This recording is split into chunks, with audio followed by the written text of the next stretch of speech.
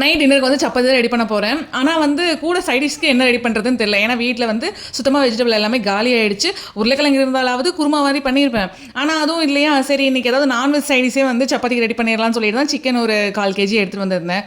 3 பேருக்கு நைட்டுக்கு மட்டும் தானே, அதனால கொஞ்சமா சிக்கன் மட்டும் தான் எடுத்துட்டு வந்திருந்தேன். ஸோ நைட் டின்னருக்கு வந்து சப்பாத்தியும் சிக்கன் கிரேவி வந்து ரெடி பண்ண போறேன். எனக்கு யூசுவலாவே ரைஸுக்கோ இல்ல டிஃபன் ஐட்டத்துக்கோ எனக்கு வெஜ் குருமா இல்ல வெஜ்ல ஏதாவது ஒரு குழம்பு பண்றத விட இந்த மாதிரி நான்வெஜ் சைட் டிஷ் ரெடி பண்ணிட்டோம் அப்படின்னா 2 சப்பாத்தி அப்படிங்கிறது 4 சப்பாத்தியா சாப்பிடுவோம். டேஸ்ட் ரொம்ப நல்லா இருக்கும். அதனாலேயே மோஸ்ட்லி இந்த நான்வெஜ் சைடிஸ் தான் வந்து சப்பாத்தி, இட்லி, தோசை இதுக்கு எல்லாமே அதிகமாக நான் வந்து ப்ரிஃபர் பண்ணுவேன். இந்த குழம்பு பார்த்தீங்கன்னா யூஸ்வலாக நம்ம வீட்டில் சிக்கன் குழம்புலாம் வைப்போம்ல, சேம் அதே ஸ்டைலில் தான் ரெடி பண்ணியிருந்தேன். டேஸ்ட்டுமே ரொம்ப நல்லா இருக்கும். வேணும்னா இந்த குழம்பு வந்து கெட்டியாக வச்சுக்கலாம். ஆனால் இன்னைக்கு நான் கொஞ்சம் தண்ணியாக வச்சிருந்தேன்.